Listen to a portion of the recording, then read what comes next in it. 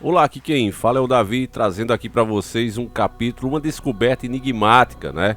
Segundo a própria mídia. A dica veio do nosso querido irmão, sempre aqui conosco, Silvio Omar Ramos, e ela fala sobre um capítulo perdido da Bíblia que foi descoberto por cientistas. Vamos lá, vamos conhecer a matéria antes de eu dar a minha opinião. Ela está na UOL e diz o seguinte, ó. Cientistas descobrem capítulo oculto da Bíblia, escrito há 1500 anos. Antes de eu prosseguir aqui, né? Essa matéria é recente, 12 de 4 de 2023.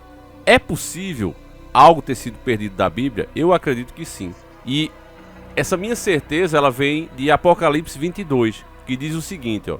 Se alguém tirar alguma palavra deste livro de profecia, Deus tirará dele a sua parte na árvore da vida e na cidade santa que são descritas neste livro. Por que o Senhor falou isso aqui, se não fosse acontecer? Ora, Deus já sabia tudo que viria e por isso mesmo alertou o preço que essas pessoas que fizeram isso propositalmente iriam pagar.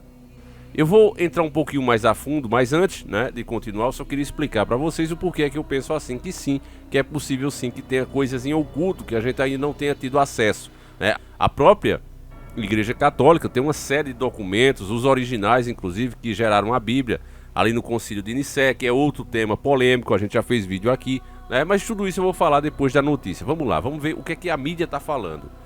Um dos pesquisadores descobriu um capítulo oculto na Bíblia cristã, escrita há aproximadamente 1500 anos. O estudo foi publicado no jornal Estudo do Novo Testamento. O trecho recém-descoberto estava escondido sob duas camadas de pergaminho reescrito. O texto havia sido raspado do pergaminho. Os cientistas conseguiram acessá-lo por meio de fotografias utilizando luz ultravioleta. De acordo com os pesquisadores, a passagem é uma interpretação do capítulo 12 de Mateus, da Bíblia. O capítulo era parte das traduções siriacas antigas das escrituras feitas há 1500 anos. Até então, existiam apenas dois manuscritos conhecidos por conter a tradução siriaca antiga dos evangelhos, um na Biblioteca Britânica em Londres e outro descoberto nos monteiros de Santa Catarina, no Monte Sinai, Egito.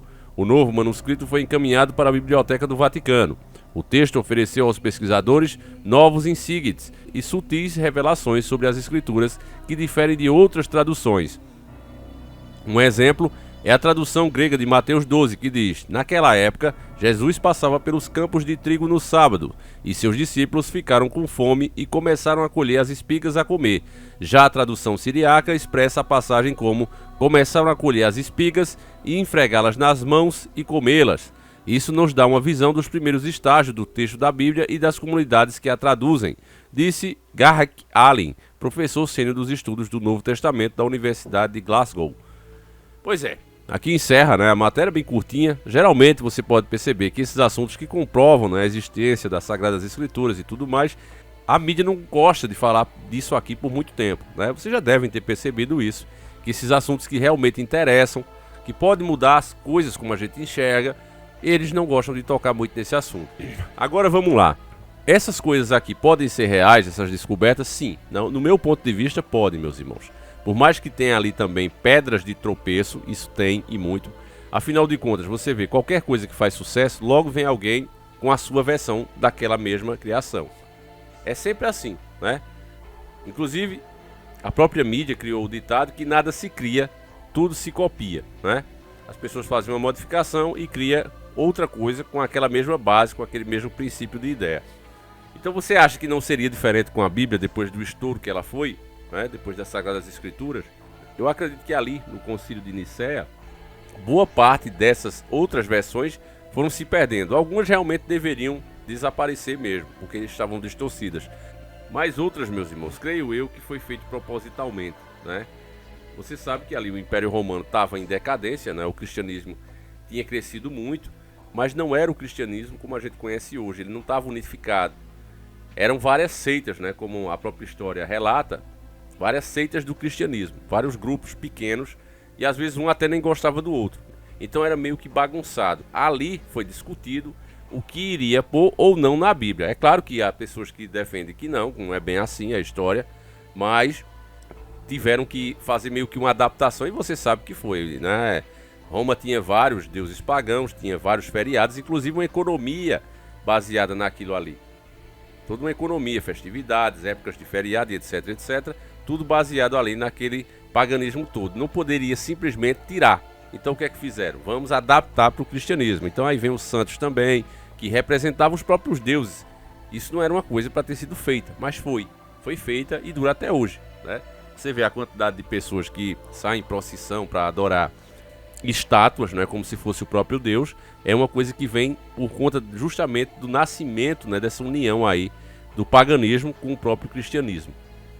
E sendo assim essa verdade, a gente aceitando isso como verdade, se você concorda comigo, então você deve concordar também que há trechos que não poderiam entrar porque não teria como fazer essa união. Embora também, né, naquela época a maioria das pessoas não sabiam ler, não sabiam interpretar as escrituras, sendo assim fica mais fácil de você manipular, né? Até pouco tempo, né? Algumas décadas atrás, só quem lia a Bíblia era o padre, né? As pessoas não tinham conhecimento, não tinham acesso ao livro santo. O índice de analfabetismo, você deve concordar que era muito maior. Então, meus irmãos, por conta disso é que eu digo para vocês que devem existir aí coisas que foram perdidas, né? Um bem interessante é o livro de Enoque, que se você ler ele, você considerar ele um livro real, né, que deveria fazer parte da Bíblia, você vai ter outra interpretação, você vai ter outra visão, né, da espiritualidade, uma ideia totalmente diferente. Não é à toa ali que aquela galera do alienígenas do passado usam muito o livro de Enoque, né? Sempre se comparam ali, olha, isso aqui era uma nave, porque as descrições que são dadas ali realmente dá para você ver por esse lado. Então, resumindo, meus irmãos, tem muito, mas muito mistério aí que a gente não vai conhecer nem tão cedo, mas veja que cada vez mais está aparecendo, né? Tem aparecido várias revelações aí, e eu acredito que isso é por conta dos tempos que a gente vem atravessando, né? A época. Esse para mim é o início das dores. Quanto à matéria em si que a gente viu aí na UOL, ela infelizmente é muito resumida, mas o que deu para mim particularmente entender é que os caras encontraram foi um rascunho, né? Para mim eu entendi isso. Parece mais um rascunho do que de fato uma descoberta de algo que pudesse mudar. Até é outra coisa que eu digo, quando falam de erros de tradução, mudanças disso e daquilo, até agora, meus irmãos, nas que eu estudei, eu não vi nenhum erro, né, nenhuma mudança de tradução que pudesse mudar os fatos, pudesse mudar o sentido das coisas. Eu até agora não vi. Por isso mesmo é que eu já disse em outros vídeos, tem gente que fica revoltado, né? Porque tem gente que realmente leva muito a sério essas mudanças de uma vírgula, né? Leva ao pé da letra o texto bíblico. Olha, não pode mudar uma vírgula, quanto mais uma palavra. Mas quem manja um pouquinho de tradução, né, sabe que tem idiomas que existem palavras e expressões que no outro idioma não existe. Então, acredito que um livro grande daquele, né, como é a Bíblia, é óbvio que vai ter, né? Fazendo aqui meio o advogado do diabo, mas é fato, meus irmãos. Se é difícil você traduzir um pequeno texto, uma matéria, né, ainda usando os recursos que a gente tem hoje, imagine expressões que não se tinha, de um idioma que nem se fala mais, o latim, né? Você não vê ninguém mais falando isso. Então é uma coisa que está sendo preservada porque vem da origem aí do mundo, mas é um idioma quase morto hoje em dia. Então como é que você faz, por exemplo, uma tradução disso para o brasileiro? Que tem expressão para tudo aqui. O que brasileiro não deixa de fazer nunca é piada, né? Faz piada até com o que ele fala, com ele mesmo, com tudo. Então é difícil você fazer essas traduções, né? É normal que uma palavra ou outra mude ali, mas o sentido das coisas, eu até disse, tem alguma Bíblia onde Davi não tenha pego Batseba, não tenha feito aquela traição? Tem alguma onde Jesus Cristo não se sacrificou pela humanidade? Não tem, né? Essas picuinhas que a turma fica inventando, eu acho que é mais para gerar discussão e contenda entre os próprios irmãos.